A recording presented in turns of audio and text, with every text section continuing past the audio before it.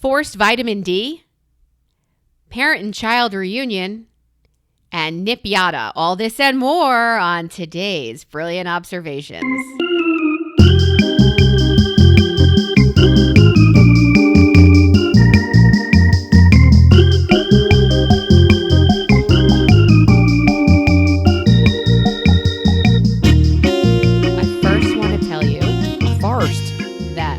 First, I'll tell you. Tell you that. I am 5 days, no power. Oh, my fucking 4 dick. nights. 4 nights, 5 days, no electricity. Yes, but you have a generator. Yeah, so our generator is most house, not all house. So upstairs, there's no air conditioning. So why are you going upstairs? Yeah, don't go up there. We've all been sleeping in puddles of our own filth. Which you have a fully functioning automaton basement. Which also has no power. Yeah, but the generator doesn't reach anything down there. So it's the main floor that gets, so that the refrigerator, that has power. The refrigerator, yes. And maybe like some TVs in that room. That's it. Correct. And one of our DVRs, and it's not the one that tapes everything. It's the extra DVR that tapes overflow things like Hallmark movies. I don't want the kids to know I'm taping because they'll mock me. I had no idea that you had such a thing as 2 completely separate DVR setups. Our entire house, all the TVs shake hands with each other. If you go upstairs and you stop what you're doing and you're watching and you go downstairs into your bedroom and press play. We have that too. It picks up. Yeah. But all the TVs talkie. They are of one brain. So there's no separate. We don't have like a rogue or a hierarchical level of our television viewership. It's one to ring to rule them all. You have multiple. Are some TV? Not all TVs are equal in your house. You have Animal Farm television viewing in your house. Do they I want cry? my kids to read that. Do they weep for you? Yeah. So we have 2 because I can fill during September to May. I can fill a DVR. Yeah. Right. So we have a second one, which gathers like movies that we want to see with the kids later that I taped from cable because we still have cable. We saw a couple yesterday who, like most people of a certain generation, stream. They stream every streaming service and do not have a cable bill. They don't have whatever your local Rainbow, Comcast, Verizon, whatever. They have none of that anymore. And Spectrum, all of those. They dropped them all and they went, Hulu, Netflix gives you lots of older seasons and movies and everybody has their own programming now. Stick to your own kind. Stick to your own. Yeah. Right back to, could you do that with your Latin accent? Because that would make me happier. I want to be in America. Everything's free in America. Except maybe not now in America. Everything's fucked in America. Yeah. Just when you thought it was safe to take off your mask. Yeah, it's not. So. It's not. But before we dive into that fun little quagmire, help me understand again how you were able to blow through multiple. Here's the conundrum. I fundamentally get blowing through a DVR set list, playlist, storage capacity because my husband DVRs thinks that he can't watch in the moment. And those include 3 to 4 hour long session sports events or streaming from another country at 2:00 in the morning races, right? So we get a couple of those as a glut. And until they're deleted or watched, they take up a lot of room. Right. How are you blowing through this when you're not recording a single sport? He follows every single sport in college and professional. Every single one. All of them. And he sometimes does it twice. So that's a lot of storage. You don't do any of that. How many fucking things are you recording? Well, I tape like a series. It'll tape a series for me. And I let it build up a little before I watch a series. So you're a festerer. But then there's also like, look, Les Mis is on again. Or there's this concert on this channel. And here's where we go wrong. Here's where Stuart and I disagree. I will tape it in regular form. Right. And he wants to tape everything in high def. Of course. I've met him. Why are you surprised? I know who he is. That's why we have a second DVR. Because once he's taping it in high def, it fills so quickly. But in regular, whatever it is, They don't give a shit. I could tape the whole entire TV guide and it won't film. You know what's next in your house and in your... You know what your problem is, Melissa? And your problem-solving technique? You know what's next in your house? You're gonna have dedicated televisions in certain rooms. This is the musical comedy television. And then in the next room, you'll buy a whole nother TV and DVR setup. And this one is just for drama, right? It's ridiculous. This conversation is ridiculous. All right. We do have, from our remote, we can access any of the DVRs in any room. So I can hang out in my room and see all both right. DVRs. Okay, so that's closer to helping my brain get around this. The whole point of this, by way of saying, you're landlocked to the middle of your multi-level estate, and that level is not the ideal level because you've inculcated, you cated every level of your estate with some kind of good deposit. And now you can't access them because you've been banned from walking upstairs because it's too hot. Yeah. This is tough. Oh, I also tape all of the I gotta stop you. I gotta stop you right there. I gotta stop you right there. It is difficult to be 5 days and 4 nights without power. But actually, when you still have power. So think of the poor people of your city who have been 5 days and 4 nights without power, and they actually don't have any power. They don't have any way to flush their toilets. They don't have a working refrigerator, and it's not just they're going to their second remote setup. So part of this is holy fuck you, you're a laughable dickweed, eat a bag of dicks. Okay, now back to loving you. This does really suck. So tell me how shitty this is. On that front, on that front where people don't have it. Well, actually, in our local community forum on Facebook, somebody said, we're very lucky that some of us have generators because the people in Puerto Rico who have been 6 months without Wi-Fi and without fridge. So let's start there. That started a Facebook war in my local community, and I just thought, I hate all of you. I hate all of you. Yes, that's what I thought. But recently, and I know I talked about it on pod, I have had, it's over 100 trees total, but recently this winter we had 40-something trees taken out of our backyard. The clearing of brilliant woods. Exactly. Burnham Woods is gone. So they were super tall Austrian pines, which means it looks like a Christmas tree on top, and it's just a very long trunk. Yeah. So they're all gone now, and that neighbor who threw rocks at my dogs has rented her home, and there are new people living there. So fuckhead neighbor is gone, but still owns the property.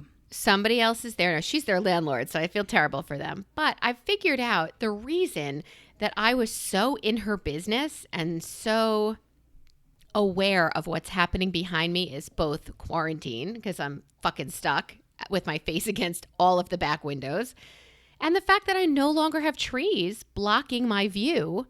I can't see anything back. I can see everything now. I couldn't see anything before. So they moved in, and 2 days after they moved in, they lost power. Their garage door is half open. Ooh. And they have no generator. It's half open because they want it to be half open. There's right, because you could pull that. Yeah. That oh shit cord. That's and the that one. That's the one. And that would help. That would help you out, right? Yes. So they are stuck back there. But the funniest part was I was talking to another neighbor, and I said, "Look, new neighbor's in." And she said, "Where? I can't see him." I said, "Well, he's right there wearing a salmon shirt." And she said, "Oh, that's not a shirt. He's been out in the sun all day. Ew! And he's on fire." That guy. Yeah, it was really gross. It was really sad. But that's super sickening. Ew. It was upsetting because I mean, he'll have air conditioning. Don't you get super cold after a burn like that? So they're in a house with no power. No, I'm shivering. I'm more concerned with just the stupidity and grossness of being outside, that all of your flesh is so uniformly toasted that you look like you're wearing a shirt, and that shirt is a color no one would choose. So the whole thing to me is just super fucking sad. Yeah, Gross. It was upsetting. It was upsetting to watch. But yeah, so my only conversations now are about what's going on in that house and what's happening, and it's super sad. So I was really excited to think that my router is still plugged in, and I forbade anyone to use Wi-Fi, and I want I want to podcast with you. I want something else to look at other than the rental behind me. Right. And if anybody has questions, or the world writ large you could see on the news. And for the 2 seconds of just doing a timestamp here, we are potting in the middle of, is it day 10 right now? I've lost track of how many days. 12. Is it day 12? I thought it was day 10. I think it's 12 or 13. I think 12 was yesterday. Great. More days the merrier of global protests against the outcry against police brutality, and in support of Black Lives Matter, and in hopefully beginning to dismantle the current systems that are in place and to bring about lasting change. So all of that is happening right now. Extremely difficult, upsetting, necessary, and scary. And as so many of us of every single color and version of everything that we can possibly categorize ourselves, we're looking for active coping mechanisms. And this is a comedy podcast. So, hey, so we are going to skirt all of those very weighty issues, even to the point where for the past 2 hours, I've been actively turning off the things that have been, fingers clapping on the keyboard, posters, signs, driving people to places, helping, all that stuff. Put it to the side, turn the news off to get the brain space into, okay, this is the escape pod, as it were. So not talking about all those things, not because they're not important, not talking about all those things because some people like us need some measure of relief. You light a candle, you take a bath, you eat a banana pudding, you do something for just a moment's breath. I got to talk to you about banana pudding. Oh my God. I got to talk to you about banana pudding, and I'm going to start right now and say that there is a restaurant here in town called Machete, right? And they started out as a private supper club because they sort of, instead of being a food truck, they would arrange to have like meetups in people's houses, and they would come, and instead of a food truck, you do this gourmet delish thing. And they did that for a couple of years until they had enough money to say, okay, we're doing it. And they just opened a restaurant, and they opened it on February 18th. Oh, crap. So they have survived by going back to their mentality of, we have a great audience who's already signed up, so we're going to make things available curbside and blah, blah. So and they sell out of all their stuff immediately. So you have to sign up, and now we're under a citywide curfew. So you have to sign up for a time slot and get it before curfew. Like it's is like 8 o'clock, right? Yeah. Curfew? Our curfew currently is at 8 o'clock, and it might be moving earlier. In any event, we tried yesterday to get the banana pudding and couldn't get it. And here's the thing. I hate banana pudding. My God. I am not a Southerner, but living here for as long as I am a traitor to the South. I hate banana pudding. I have no interest in it. And the only reason that we got it is because the description of this banana pudding, I will find it and post it on our pod spaces, right? The description of this banana pudding, every element was so incredible. I could even put up with the bananas. The main point of the dish I don't even like, and I'm having it. So missed it the first day, got in line quickly the second day, got it the second, got in line online, got it the second day. Oh my God. It was homemade vanilla wafers on top.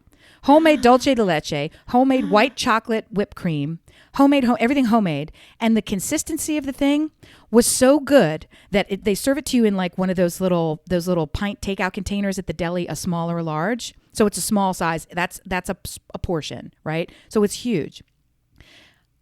I ate half of mine, which is probably 3 portions of anybody else's, right? I ate half of one of those. Here's how thick this consistency is. It stayed in place. The other half just stayed there like it was a solid object. And it is super gooey and moussey and delicious. We used to call that mung. It was what we used to get served at camp, and you'd put all your spoons in the pudding and then turn the bowl upside down. Yes. Head, and nothing would fall out. And speaking of all of those yeses, I had it this morning, okay? And because I'm supposed to save it for dinner, and I had it for this morning, and he's like, "No, my husband, no, I'm going to wait." And I said, "You can't wait." So he goes, "I'm not ready. I'm having coffee." Well, if I eat mine this morning and love it, I'm eating yours before dinner. I gave him a taste just of the top level of the dulce de leche and the vanilla wafers, just a little tiny sliver of a spoonful. He put it in his mouth, and he moaned as if I had brought a new lover into our bed. This is some next level shit. The eyes went back in the head. I'm telling you. I'm telling you. I can't even tell you. And that's not even on the board. We're not even supposed to fucking talk about this. I'm sorry, but sometimes you just get a full body takeover of banana pudding, and for fuck's sake, if we have to give our lives over to something new, shouldn't it be that? My question to you is, banana pudding is a Southern thing? Mm-hmm. I didn't know that. I say yes. Maybe I say yes only in the sense. I say who? Nobody ever talked about it or made it or thought about it or did anything with it in my experience. Now, I do come from the southernmost state north of the Mason-Dixon line, so Southerners don't think we're Yankees, and Yankees, Southerners think we're Yankees, and Yankees don't claim us. So, and that state is, of course, Delaware. What? Hey, Joe. Hey, my name's Joe Biden. So, hey, did you hear that he wants Michelle Obama to be his running mate? I think that's a joke. I love that joke. I think that's a joke. I think I love that. I think she's more likely to run with George W. than she would with Mr. Joe Biden. They're buddies. They are, They're but buddies. that's by way of saying she's smart enough to not run. My point to you is this: I had never ever heard anybody. It was never served. It was never anywhere. It wasn't even in the school cafeteria. It's just not a food item. Yeah. Is this like oak tag? Is this another thing that you're going to make up that people are going to say? I won't be mocked for oak tag. It's not mocking you. It's disbelief. I love all things banana, and I get. Let me ask you a question about this. Market. Let me ask you a question. Is that why Martha Stewart calls a yard sale a tag sale? Because you would promote it on something called oak tag, so it's a tag sale. No, I think it's just because you hang tags from things. The whole thing I find bizarre. The reason that you can get banana pudding in the Amish market and it has nothing is because the Amish are co-opting things that people will buy. I don't think that they're looking around and going. They're not making. I think they do sell soft pretzels, so that argument doesn't work. But I mean, they also have things like ambrosia and like wicked weirdy salad. They have all the things that people should never eat. You know, they put Waldorf. No, what's the green one with the marshmallows and pineapple? The pistachio marshmallow pineapple. That's a Waldorf salad looking. is just a regular salad with apples and raisins and some blue cheese probably. So the thing I feel like there's something Washington something. Ambrosia is not green, but the green one they have there. That's I've seen the pistachio pudding that's in with. But it's not. It's like the sickness of this. It's as if they found that 1961 Betty Crocker cookbook that put everything in aspic, like your entire and they think that's what people eat, and they still make it and sell it. But here's the other problem. If they're making it, people are buying it. Or else they would stop making it and throwing it out every week. So somebody is buying that weird green gelatinous. Jessica knew what it was, and I threw up on her. No, she didn't ever eat it. She didn't ever buy it. It looks like sauerkraut, but sweet and also green. I think she bought it. No, I do. No. I think she's a. I thought of her so hard yesterday, or whatever day this week. Do you think she felt it? It was that hard. She felt it. I think she did because I was looking at the generic brand bridge mix, and I thought, "Aw, I'm not gonna." Is that in your bedside table? I thought, "Aw, who would ever buy that?" Aw. I'll tell you. Because it's gross. It's not like bridge mix is one of those things where they have, Ghirardelli does not make bridge mix. Let's just cut to it. It's not a high quality kind of a thing. It's called Watergate Belgian salad. chocolate bridge mix. Watergate. I was going to say Washington salad. It is Watergate salad. And that's because every time you say Watergate, you die a little. And that's what that salad is for. Yeah, it's Watergate salad. I went through my pictures from when I went to the Amish market and sent pictures to my brother because he doesn't have anything like this near him. Souse. Yeah, souse. So I sent, don't you wish your wife was cool like me, and sent him those pictures. And for those who shouldn't be troubled by looking up souse, it's head cheese. And I'll let you look that up. If you can't get to how gross it is by the name of it being head cheese, I think you deserve to see that Google image. How about that? I'm done explaining. I'm not going to be mocked for my explaining. I had a conversation with friends when I said I'm having because we're home and I'm cooking and I don't like preparing meat. We've talked about this. I don't like the tendon that I have to yank out of a piece of chicken or the ground beef with the white fat. Like it's just so gross that if I had to count on myself solely, I love meat. I do. I love meat. That's a drop. That is a drop. But if I had to count on myself solely, I would definitely be a vegetarian. I can't with the whole preparing all of those meals. That said, there's a degree that I can't. Are you cooking every night? Yeah, of course. And all three meals. Does it bother you at all? On occasion it does. And it's the kind of thing where on occasion it always does. As I have a vegetarian neighbor who I love, and she She's the one that made fun of me. I think I said it even on pod. She goes, I can tell how much you love food by the way you photograph it. You think it's sexy. And I was like, yeah, guilty. But she refers to meat as flesh because that's her way of reinforcing what she believes in. And so when I talk to her, I call it flesh because I'm also not kidding myself. There's a circle of life and I eat it. I understand what's happening here, right? And so to get back to your point, that circle, on occasion, it really does trouble me and creep me out. Like when you're deboning a bird, it's very real. It's anatomically very close to, cutting. And I think, how do surgeons do this without getting I think this, maybe 4 times in my life I've had this thought. I was going to say on occasion. How do surgeons, how do gynecologists, how do people that do breast cancer exams, how do they get turned on at home? Do they look at breasts all day long and are super turned on and think, I'm working?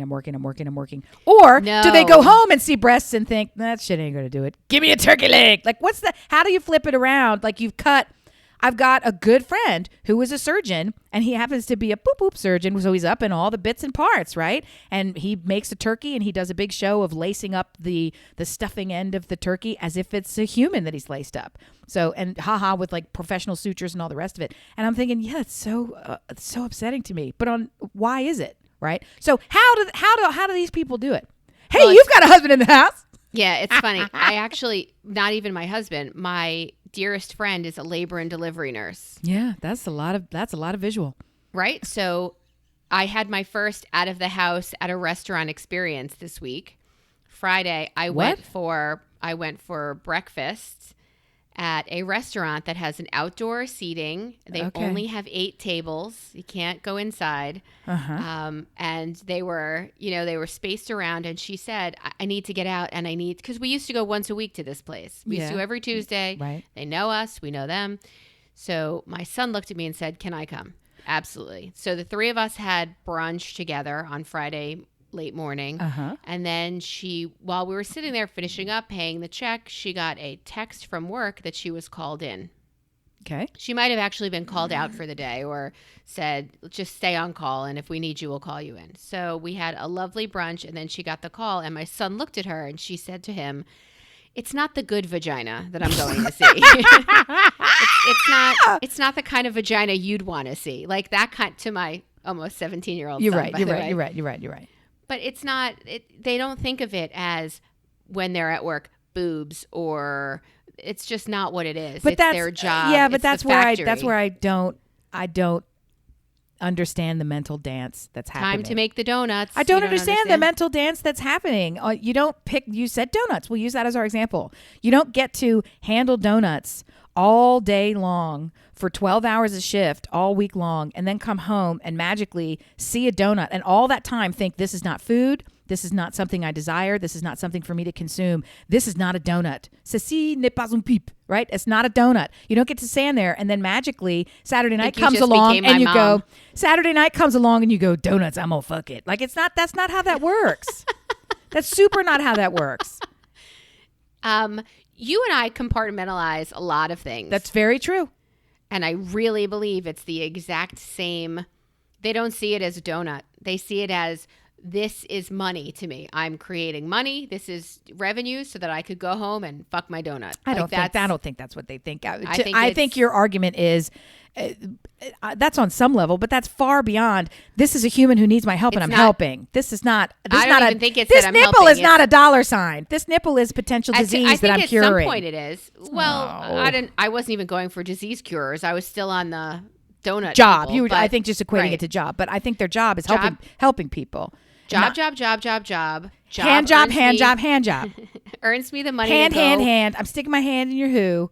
And buy a boat or go out. All of these the donuts. Man in the boat. I'm sorry, I can't stop. I keep handing them to me. You keep giving them to me. I gotta take it. I mean, there's there for me to do. None of this is on the board. And listeners, by board, I mean we have a little. Explaining Melissa. In our newest episode of Speaking English Instead of Melissa. Is that what nip yada is? No. Nip yada is so. As long as we're talking about nipples.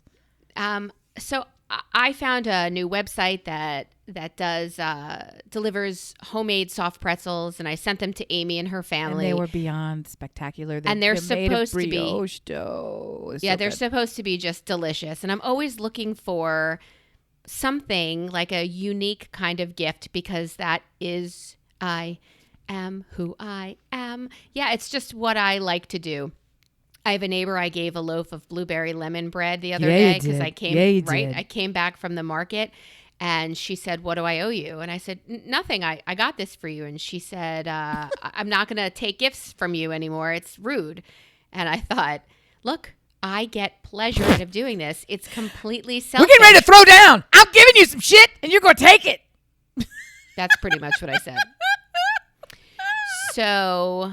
So I was looking, and this site came up, and it was pinatas. They were little, like I did see it. They were pinatas that you could yes. that you can send as a gift, and they're either strings or you beat them, and candy comes out there, full pinatas.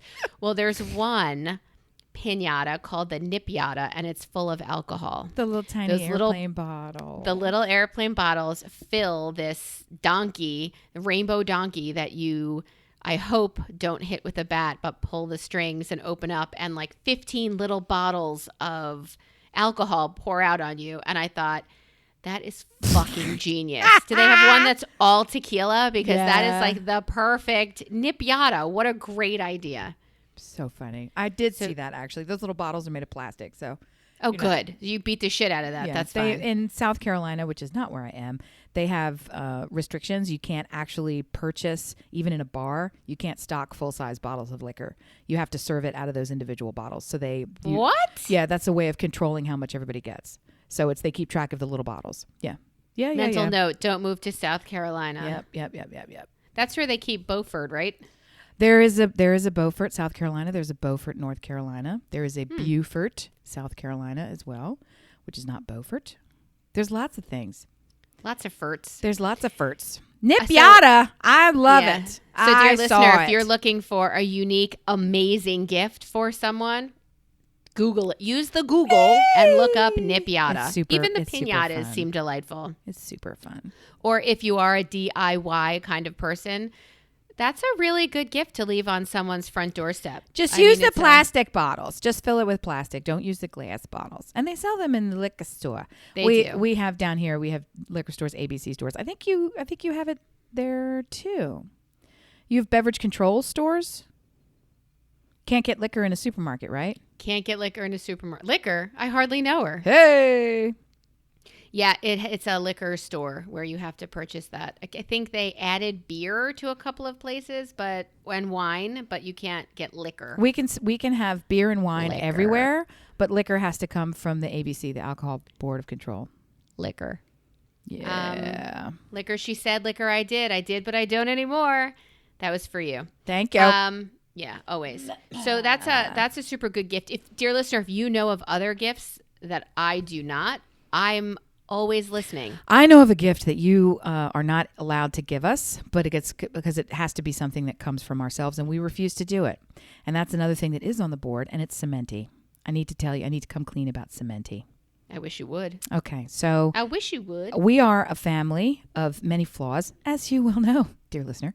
And one of them, we are mocked regularly by my good friend Ellen for my husband's desire to, about every 4 months, sometimes he can go as long as 6 or 7 months. He can't handle suddenly the pillows that are in the house. They must all be thrown out and replaced. Bed pillows on the bed, gone, new ones, not cheap. Okay. And he's done this for years. When we moved into this, and she would say things like, I don't think I've ever replaced the pillow on my bed. So this is a very weird thing that he does. So in moving to a brand new house, brand new pillows, brand new mattresses for every person in the house all the way. Big fan. Yeah.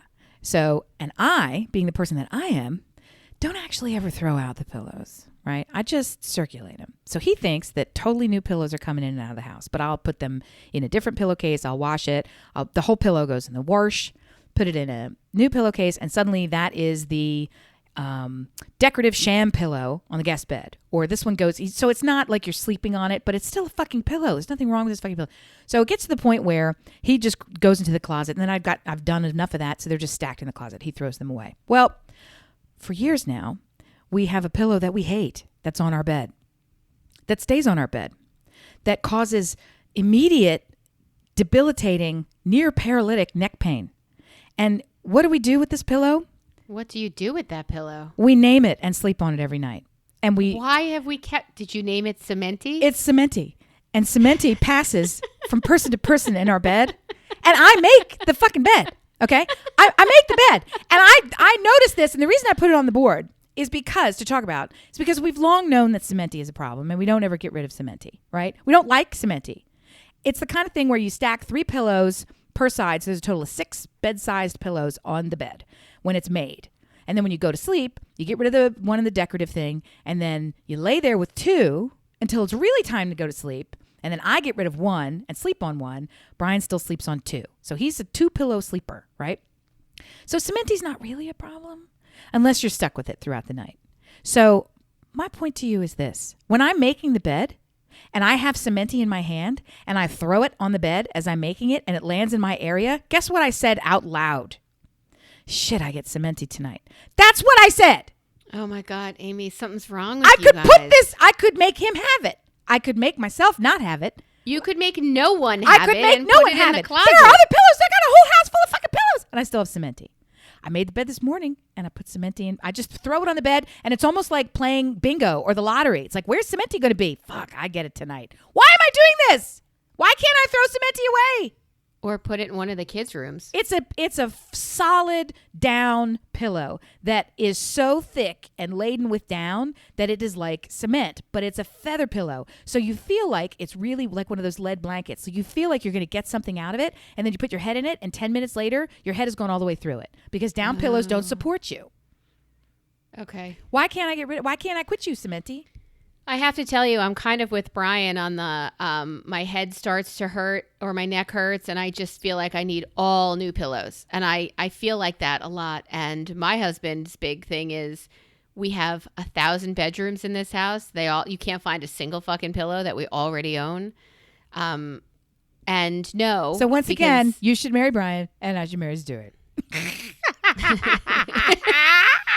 All right. No. I have thought about a wife swap. I don't like fishing. Let's talk about the pillows. I don't like fishing. I don't like fishing either. He does too much fishing, like actual fishing. That's not a joke. He's on the boat fishing for fish. Tell me about the pillow. He says, go find another pillow and shut it, wife. And then in the next breath, he says, meanwhile, Google, Alexa, send us a new mattress. So Stuart's full of shit twice. Yes, we did switch mattresses like 100 times in 1 month. Yeah, it is true. That is true. Why can't I what should I do about Cementy? Is it as obvious as, why are you asking this dumb question? Am I asking a question akin to like, should I breathe in and out? Like, why do I still have Cementy? Why? I'm not sure. I think it's a game in your head right now. I absolutely think you should switch that case with something that's been banished to a closet or banished to a guest room, and then just see. Because all the pillows that initially your husband tossed, they're probably fine, and you can put them back in rotation. And he wouldn't even know. That's part of it too. It's not like there are magic perfect pillows at the store and we just won't buy them. We've never had a pillow that's good. And if you ever are lucky enough to find one, somehow all the tags are ripped off or they no longer make it. And you have no idea how to get it. Yeah. What I'm now trying to do is go from bedroom to bedroom, put my head down on every pillow in everybody's room, and the one that has the perfect support, I try to steal and throw my pillowcase on. Stuart's looking for one that's got that lump for your neck. You know that? Yeah. Foam hump? I hate to tell you, they sell it at Costco. They do. Well, don't hate to tell me, hate to tell him. He has one. He just, I don't know. I can't. In our house, we've got other people who are really interested in cooling pillows. It's just it's ridiculous. Some of the kids come in and say, why is your bed so good? I just want to sleep in your bed. Your bed is so much better than mine. My bed is identical to yours, purchased on the same day. Shut up. It's a lie. You just want to be not in features. Yeah, support features known as mom is laying in this bed watching TV instead of asleep. I don't know why. I am the support teacher.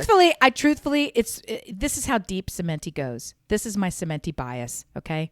I put it on the board thinking that you were going to talk me through some solution because it never occurred to me that I could throw it away. It honestly never occurred to me. I'm being legit. It doesn't belong in your room. It doesn't belong on the planet. It's not a pillow. I don't know why we keep treating it like one. It's a pariah. I hate it. I don't know why. I don't know why I even had to ask, but now I feel very embarrassed. So that's the truth. We're going to get rid of Cementy. He's going to stay in the house. He's going to have a new location. No, he's not. No, he's not. I'm just going to, why? If he's not good enough for me, why would I put this on someone else? Out he goes. I love that you named him. Out he goes. Bye, Cementy. I love that you named him. So along those lines, you mentioned that you had an issue with one of your children making a comment to you. Oh, God. That I'd like you to share because I have an answer for him. I've thought about it, and there is an answer. Well, I've been having a back and forth with Petey about a vast number of things, including why he is treated so much worse than any other person who has ever lived ever. So this high schooler, I was going to call him a middle schooler because sometimes that's how he responds to these things. He still has this I am persecuted mentality. Everybody else doesn't have to do homework. Everybody why else. Me? Why me? Why? And everything is met with a 15-part debate. So I finally broke it down and said, here's what it comes down to. We're going to have an honest relationship. And sometimes you're going to have to say honest things to me that you don't want to say. And I'm going to have to say honest things to you that you don't want to hear. So, and I don't want to hear a lot of you know what I mean? But that's the way it's going to be. And it's just back and forth and back and forth and back and forth. And he finally bust out with the biggest truth bomb I've ever heard. And he, in a moment of tearful awareness, he said, nobody else has a good relationship with their parents. Why do I have to? And I laughed, and then later we cried and we talked about it. But it's the truth in the sense that he went on to deeply explain that everyone else is simply a better liar than me, Mom. It's not that I'm honest with you. It's not why we have a problem. We have a problem because when I'm not honest with you, you can tell. And when I am honest with you, I only get myself and everyone else in trouble. So I'm fucked.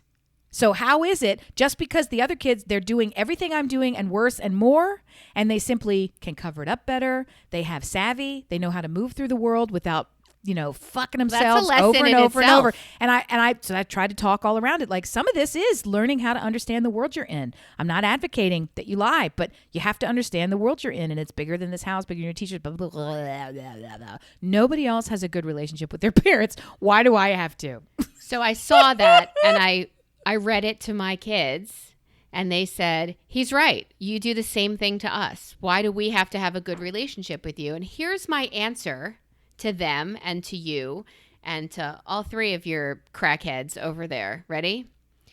What we have is a financial arrangement. I love you more than anything in the world. We have a financial arrangement. We'll make your life so much easier. Be it, college, grad school, vacations, our house, all of these things. We have a financial arrangement. When you're older and you have kids, we will come and we will babysit for your children, and we will share everything we have with you and mooch your youth off of you and try to stay younger. And we will do all of that. And in return, what you do is you follow the fucking rules. Yeah, that is the answer, because we're going to save you money in the future by babysitting your kids so you can get an away thing. We're going to take care of you, and you're going to take care of us. It's a mutually, right now it's financial, later it'll be emotional, but however you need to look at it to see that we have an arrangement here, and that's how it is. Other families don't have this arrangement. They don't get the depth of it. They might just get all right, I'll pay for this private school, which, by the way, wink, wink, your buddy's kid's going to your school next year. Oh, it's more than a wink, wink. We've awesome. added some friends in our friend group have made a tricky and tough decision to send their kids to our school. Yeah, they were at a different private school that had lots of benefit, but ultimately they just decided they're going to join the team. And do you get an extra hat or cape for that? Do you rise up on a level? Or? Nobody does. They don't and we don't. But it's going to be great fun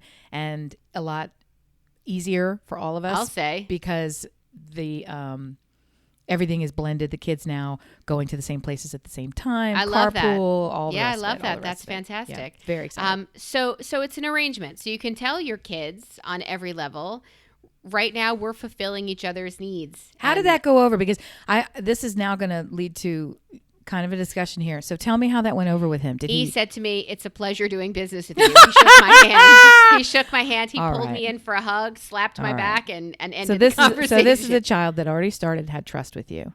We have We have a child that doesn't have trust.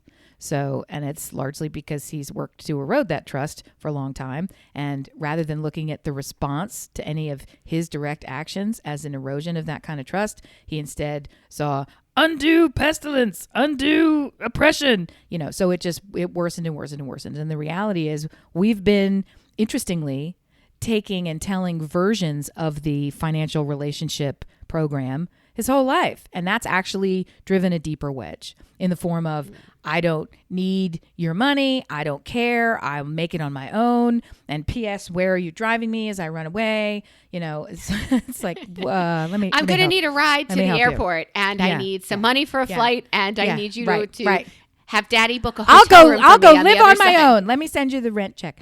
So yeah, it's just ridiculous. So in the past couple of years, the evolution we've made greater leaps in understanding by, for that particular child, somehow pointing out, you don't ever get away from us. You were born into, to put it in his terms, this lifelong anchor, right?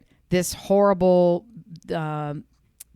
pestilence that you have to drag around with you. You will never be separated. You are bonded for life with this terrible, awful thing. So who bakes and cooks and cleans and drives so and fucking much. So the answer is, and that has morphed into, there's not anything that you can do to get more love because you already get the maximum amount of love that there is possible to give. There's no secret lever that you can press to make us love you more. And there's the flip side is the one that was never understood, which is there's no series of buttons that you can press where we're going to love you less.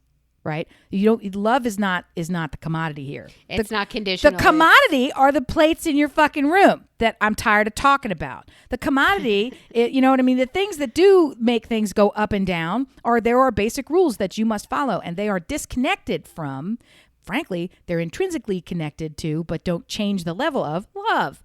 Right? This is about building character. This is about their things, blah. This is like parenting 101. It's somehow you figure that I don't have to treat this thing right. This was a gift from somebody else. So I get to treat it however I want. I'm like, well, I still get to say what happens in this house. No, you don't. Drive me to my runaway place. It's just so yeah. So why nobody else has a good relationship with their parents? Why do I have to? I like that scenario where it's drive me to my runaway place and then have daddy use all of his points to book a hotel for me. I don't need you. I don't need hotel. Yeah, I don't need you. I have my $1,000 phone that you bought. I don't need you. No, yeah. And get the and hotel. whose service and the service that you pay for. I don't need you. I need you to get the hotel plan that has the buffet for breakfast too. Like make sure it's a good hotel, not just a hotel. And to that, all of that, I say, I can't even. There's not enough. This entire 2-season podcast doesn't have enough hours for me to list all the mistakes that I personally have made. Oh, no fucking doubt. And P.S. We do. We fuck it up left and right. 15 is really fucking hard. I mean, my age is hard right now in this world. Imagine being 15. So it's fucking when hard. did they turn into a man? It seems to me that Rocco turned into a man last week. Sorta. When he figured out his best route to wake up and be a productive human in society, I gotta wake myself up. I know it wakes me up. Like that whole thing, I think was like kind of a turning point for him. It's just, I know that he's done so much of that behind the scenes because I've seen the evidence of the good result. But to actually see the thought process, to see I'm going to take an action. I've identified a problem. I'm going to look for a solution, enact it, and move forward in actually an inventive way. That to me was like, oh, okay, something has. So is that when I should look for signs of I got this? Because with driving came independence, so I told you we don't have power right now. All of the trees, we live in a very wooded, except my backyard, which is rear window. Clear cut. Yeah. I'm Hitchcocking my way through this life now. So all these trees are down, and if there's no Wi-Fi in the area, then there's no Waze. So he goes out to pick up lunch for himself and for his sister at a deli, and has to get there through convoluted ways and cannot really get home without his own sense because Waze doesn't work.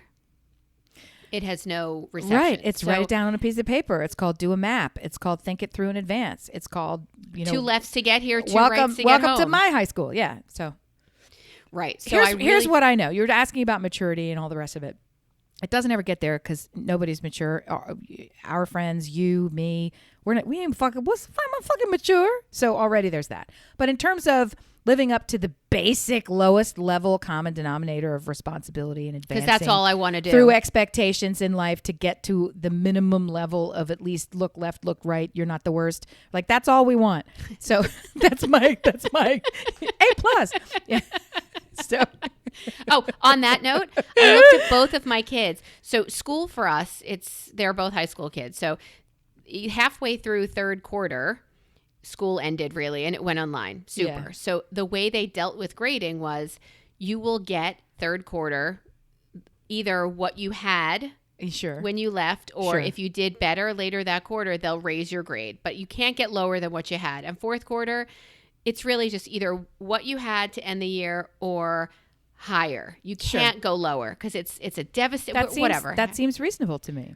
Right. So hold steady or do better. Can't do worse. So both of my kids were like, PE, phys ed, fuck that shit. They did not have a no penalty for lack of participation. Sold to the highest bidder. That's it. That's what they said. That's don't even. We'll go to class, but I'm not logging my life and sending it to you. Why am I putting more work in for PE? That was part of the oppression that was felt so distinctly by PD. Is that in our school that even new folks are flocking to based on the way they handled things, they made it as school-like as possible with all of these recent changes where you can't go to school, but we're going to keep going to school. And all of my children have pointed out for all the things that went away, it actually got harder. So they, instead of making it easier, they inadvertently made it harder on everybody, even though they were very lenient and supportive in their in how they carried it out. And here's just quickly what I mean. You can't have a conversation about a book that everybody read over Zoom, realistically, going one at a time. It's just not. So you now have to write a paper. So now you have to read the book and write a paper and get the paper graded and turn it in. Your group projects are much more complicated because everybody's schedules are very different, on and on and on and on and on and on. So at the end of it, there was a whole in orchestra. Now you're writing papers in orchestra. Now you're doing outside research in orchestra simply because you can't. He was a victim there, by the way. Yeah, he was very much. And every one of his classes ended up that way. So in addition to the why should I have to go to this class when you're recording it anyway, and the penalty for me not going is my parents are going to be mad. Nobody at school seems to care. But guess what? People at school cared. So it was a whole mixed bag of this sucks and it sucks for everybody. So it was really hard. Having said all that, when he would stumble and fall, their answers at school were, tell us the honest truth. And he looked directly into the Zoom call that I was on and said, the honest truth is I'm having a hard time with this distance learning thing. And I didn't feel like I could go that day. And so I didn't go. And I didn't turn in the work. And I'd like the chance to do it now and turn it in now. And some other version of I totally fucked this up and I'd like to dig myself out. And they said, well, thank you for being honest. Here's how you're going to dig yourself out. Do these 3 things and you're back to normal. And he did, and it was done. It happened in a day. Unlike, I had some random fuck up would be in high school, then you're hauled into the thing and, the giant, we all look up at the giant, dun, dun, dun, the world is over. Like whatever. It's just, they handled it with a lighter touch and an understanding that you don't have any idea how bad it is in anybody's house right now. Right. You get what you pay for. That school really came through and was kind of fantastic in that phase, as opposed to you as a parent who said to your kids when they were in the house too long, I need you to go outside and get some vitamin D. I don't understand why they felt the best thing for them to do was to spend all of their time on a screen. When you're complaining and saying, I need those blue light glasses because I have too much screen time, I have headaches, I can't do it anymore, I'm on a screen. I never learned this way before. I can't stand being on a screen straight through from 9 a.m. until 3 Let p.m. me go play every Call of Duty day. for another 4 I can't. hours. Yeah, I can't. But then my saving grace is I'm going to take my phone with me into the bathroom when I take a bath and try to sit there with headphones on in the bath watching my pew, pew, pew, pew, pew, and then get out and put my fingers on a little device and kill people that way. And then I'm also going to go to this other thing where it's going, I mean, it's just never ending stupid. So to say they were required for PE class to go outside. They had to film themselves to prove it. They were required to go outside, and the one wouldn't even do that. This is vitamin D. You all look like walking cadavers. Go outside. I'm tired of it. You must go. To the point where 15 minutes is not that big a deal. It was like I was telling them, take this knife and shave your balls. Like, it was the weirdest thing that I was asking them to do. Be honest. The quote that you told them to get them to go outside and for how long might be to what they were reacting. That was when I was already over it, and I had to make it happen. So and what'd you say to them? I looked at the resistor and I said, you will go outside right now and turn your face to the sun until your braces get hot. Do it. And you know what? He didn't fucking do it. So that's the level of control I have. So it was you are coming out here and you were sitting out here. The other one wouldn't take his shirt off. The one who has never worn a shirt in his entire life came outside in a long sleeve shirt and a long sleeve sweatpants and sat outside. Trailer Park Boy. Sat outside sweating, laughing the whole time. And I said, take your shirt off. I want some vitamin D on your skin. Do it now, do it now, do it now. And he's like, that's creepy. Why are you making me take my shirt off? That's creepy. So they were just being dicks and tools because I got a toolkit full of dicks. That's it. That's all they were. I have to admit, I've felt lucky the last 9 years that my kids have gone to camp for the summer and they've been out in sun and they've been out without any devices because that's what camp is. And this is the first summer in 9 years that we don't have that. And I don't really know what to do to them without losing my mind with them, for them, to them. That slipped out. Without all of us going crazy that they're just sitting on devices. And I do use this word appropriately, retarding all of the progress that this past year has brought. I mean, the Pew Research Foundation says that this Generation Z is going to be the most educated generation yet. I can't see that happening. I don't know where they did their research. I don't know from where that information here's the first comes. part about the Pew Trust. A friend of mine used to actually work there, and that friend is Neville, who was the one who... I remember Thank Neville. you. All I have to do is say Neville, and you know exactly who it is. So I remember Neville. Yeah, That was Neville, wedding who days. got drunk with cops in New Orleans, and they gave him not only their gun, and he was pointing at people in the bar, but then the cop said, sure, gave him keys to the cop car, and he was drag stripping the cop car out in front of I mean, it was New Orleans, but still, that's Neville. Dangling out the window. It's Neville. So you're going to tell me the Pew isn't Pew Pew? He stole a potted plant from an ATM cubicle. You know how you go in cities in Philadelphia, they have you go into a little cubicle to go to the ATM because it's protected and all the rest. So he went in there, looked around, looked at the camera. Neville is not even as big as the fucking tree. Stole the fucking thing on the camera, brought it back to the fraternity house, and then for a period of, I don't know, several weeks or something, he would be too tired at night to get up, so he would urinate in the plant until he killed it. This is Neville, who is also part of the Pew Charitable Trust. So I question your research. He's super, super, super smart and super wackadoodle crazy. So that's just a joke about Neville and the Pew Trust. Here's what I would say to you. Nobody knows nothing about nothing. And if they ever did, they have to invert it all based on what is happening very publicly, very globally right now. The collective impact of this massive societal shift affects everybody's ability to learn and everybody's ability to retain. So in terms of what this means for summer camp, if their summer camp experience, if their summer camp love and coping and memories was more than friends, and it did include because it was lake time, because it was hike time, because it was no device time, then I would say consider finding the lake, the hike, the place that you guys could go or they could go to rent the canoe or to be outside for 2 hours on a random day, or invent the thing that they will refuse to participate in, which is for 4 hours today, I'm going to lock up all your devices and you can go do whatever the hell you want. Because TV, guess what, Mom? TV has to be turned off for you and devices have to be turned off for you too, right? So if everybody wants to say it's Wi-Fi free zone for 4 hours a day, 4 days a week, you could emulate some of that experience. That's fine. That's great. That's fantastic. But keep in mind, when they're at camp, I don't get my devices taken away, but that's fine. I'm willing to do it. But I don't know what I should have to suffer just because they have to suffer. Nobody else has a good relationship with their kids. Why do I have to? What I would like to do, I'd like for August to find a lake house. Yeah. And I would like to say to my friends and their kids, come when you can, leave when you have to. Well, and there's a boat, and there's begs the question: why are you not in your own summer house? But the one in Florida, the one you own that has a pool and it's waterfront with a pool, and that you frequently can go on any boat that you please. And well, I was thinking closer where the dogs could go because boarding the dogs is a fortune. But I think we are going to Florida at the end of June. You could still bring those dogs to that house.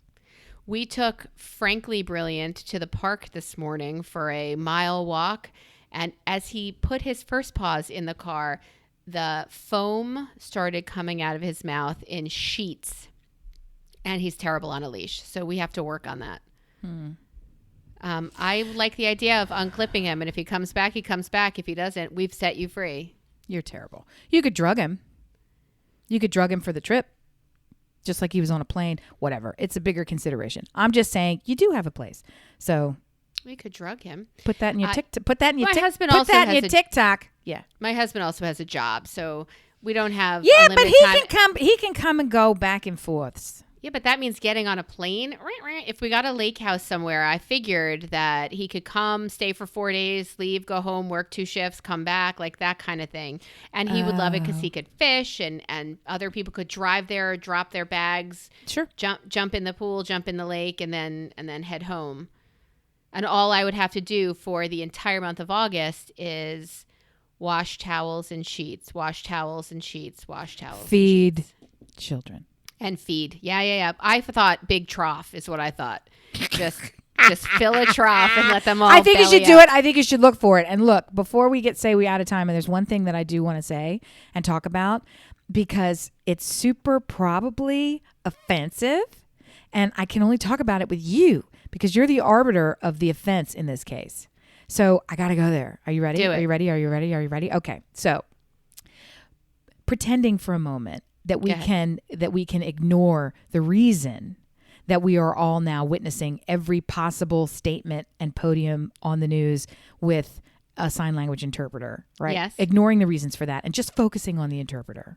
Go ahead. Okay. I know that you are trained to not only understand, but I believe teach in sign language. Is this right? You're super up in it. Not anymore. But it is a past. It is a I sign. It is a past, right? It is a thing. Yes. Okay. So yeah. Okay. I have to say, are there really that many fucking deaf people that need the sign language? All you need is one, and it's legally mandatory for you to have an interpreter. But aren't there people? This is the worst person in the world. But what abouts? All. I'm just wondering, is that the only group that needs to be accommodated? It just seems so strange. Do you know what I mean? Well, it's the only group that can't hear it. Why wouldn't we subtitle it?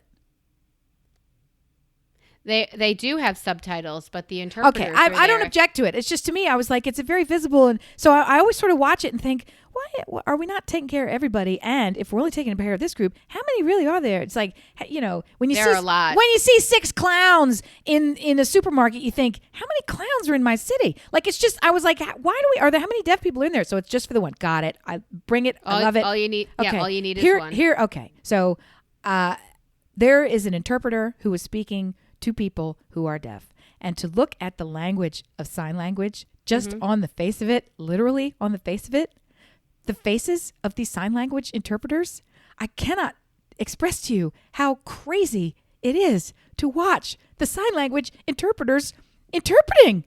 when they're having to say the world's most horrible things, and they're making these like they're saying things like, police brutality and all the things, and is a horrible, and all the words and the adjectives, they're making faces like sticking their tongue as far out like as they possibly can, like the warriors do in Fiji when they want to do that dance and do the headbutt thing. So it's just to watch it. How do you, when the one guy was interpreting, not know the language, right? But when the one guy was doing she was interpreting at a memorial, she was interpreting somebody singing a song that was very moving, and she's doing it in a way that makes it feel very moving, but it's just the faces and the body language. My Lord, it is so shocking to watch it. It just is. Do you watch this, and are you, because you understand the language, you just hear the language, you don't see it? Like if somebody was speaking, pick any language I'm not familiar with, German, that has, and maybe say some of the strings of words in German or the utterances made sounds that in English sound like, I have a giant penis, like whatever. It sounds like something ridiculous. So I'm watching this language that has nothing wrong with it, but I'm watching it and thinking, that face that you're making, these like even bullshit, to show the sign for bullshit, is hilarious to look at. So because it's a literal bull having poop come out, the visuals for our language, it blows my mind. So where do you, I know that's super, super offensive, but I got to say, it just draws my eye every time. It draws my eye every time. Talk. Shut me down. So I love watching it, but what you are commenting on is the fact that there is no tone of voice in ASL, and it is only replicated by facial expressions and grand gestures. The size of a sign tells you how important that word is, or it tells you how they're emphasizing a word, or that's. I gotta interrupt. So she's broken in. She's actually signing to me as she talks. So it's just so charming. That's just because that's how the language works. Because that's how the language works. Okay. So that helps. The same way, there's a lot of in Hebrew that you're like, oh yeah. Just spit already. Like, come on. You have to have gotten it up by now. But no, those are the letters that we don't have, the sounds that we don't have. All right. So the facial expressions that one interpreter makes versus another interpreter is not simply on one level. Let me say it because I'll say it wrong. It's not about a personal choice. Instead, it's about emphasis. Yes. So that's actually just like a pronunciation. So it's almost as if that's how I pronounce this word. So correct. Pronouncing this word means I need to make my eyes go baruga and stick my tongue all the way out. And there are as opposed to this person is just doing that because that's some sort of a tick that they make. Correct. While saying the word purple. So, oh my God. Okay. That helps me. That helps me.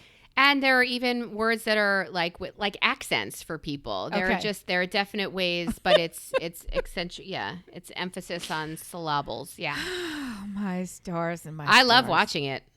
I do, but I feel like I shouldn't love watching it the way that I do. Hey, because it's charming.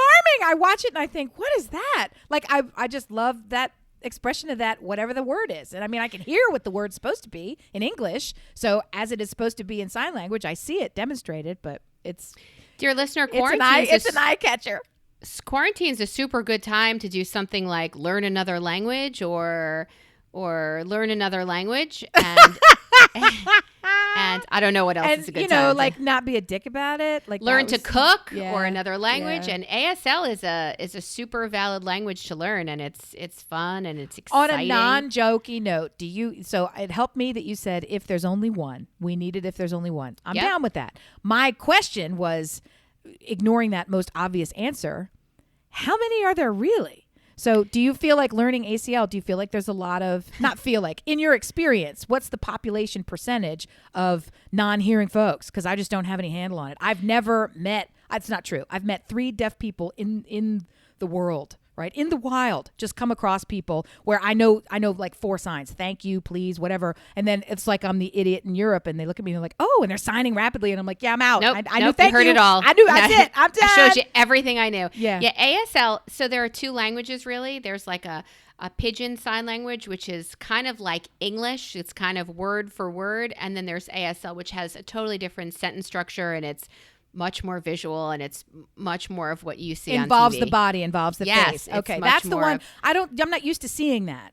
So I guess maybe that's part of the difference too, because traditionally it would just be hands and face is stone face. That's what the professionals used to be. In the circle at the bottom of your TV screen, you mean that one? Well, now the person standing 6.5 feet from the podium and included in the shot. That's that person. Yeah.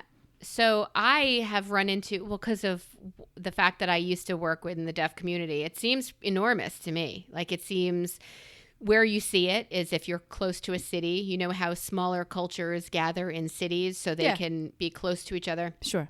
More services. More exactly. So that's where you'll see more of it. The further out you go, you're more shocked to see someone who speaks like, oh look, there's an Armenian who works at this store. Oh, there's one deaf guy. Like there's just your token. But where I am in Pennsylvania, there's a pretty big community, and Philadelphia's is bigger, but I'm outside of Philly, and we have a really nice size. And I know because I helped with the service agency that's out here for it. So that's super fun. And this is what I thought when I was working as a teacher with deaf kids. Well, when these kids graduate, we're done, right? Like that's it, because we're with them every grade. What do you mean this one has 2 deaf cousins and this one has and this one has? Like there's a genetic link to it there. I could follow these 2 families for the next 40 years as long as they don't leave our area, and I would be busy as a tutor, teacher, communications facilitator. Even that looked really good. The sign she just did, it kind of looked like, let's group all together and fuck you. That's what the sign looked like. Communications facilitator. That's what it looked like. That's super. Yeah. My other is all fucked up. That's one of my favorite signs ever. Which sign? Show me. This. Everything is fucked up. It's something's yeah. So, jacked. And for the people who are listening at home, something jacked up. It's like take your hands, put them up near your ears, and then raise them higher, while at the same time sort of twisting them as if to say, "I'm throwing everything every which fucking way." Right. I'm throwing it all out. I'm doing it like super quick, like fuck. Kind of like the agitator inside of a washing machine. Like an agitator goes back and forth, like zoop, like fuck it. Yeah. It's. I mean, some of these signs are perfect. There are signs that don't have words in English that go with them. There are English words that don't have signs. Idioms were the death of me as a teacher. Would you call me? Yeah. It's an idiom, idiot. I know. Yeah. So those were the thing that always blew my mind. Just to get off this topic, the thing that always blew my mind is that there are no tenses in ASL.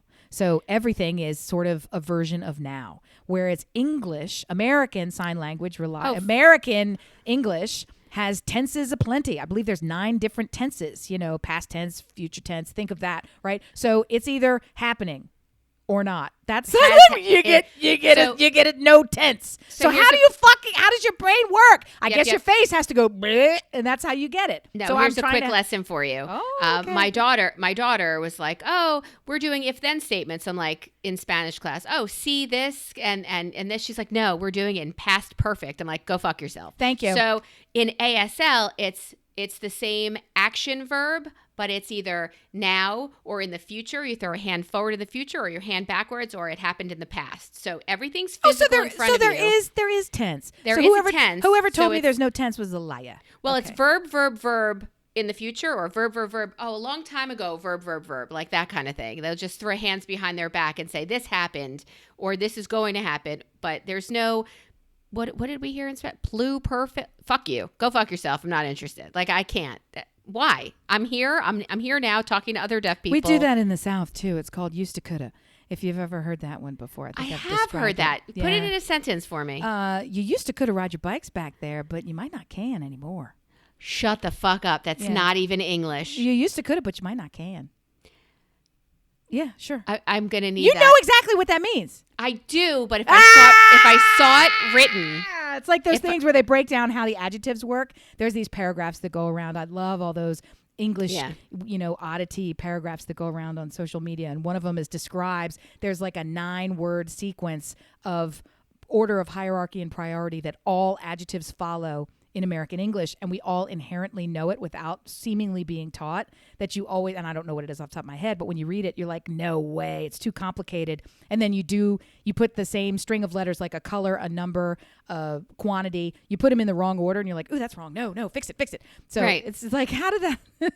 Yeah, you used to coulda, but you might not can. So you can't, fine, you can talk like that and we can you giggle can't. about it. Stop it. But you sure as fuck can't write that shit down, right? No, but it's like, forget about it. I mean, it's like there's certain things that people say from an area that you know what the fucking, it could be means 1,000 things depending on how you say it and when you say it and what it means.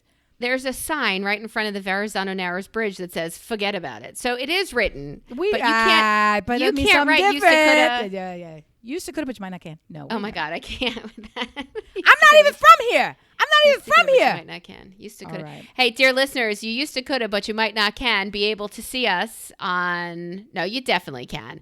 Brill Ob Squad on Facebook. All of the other rest of the social medias, meaning Twitter and Instagram at Listen Brilliant.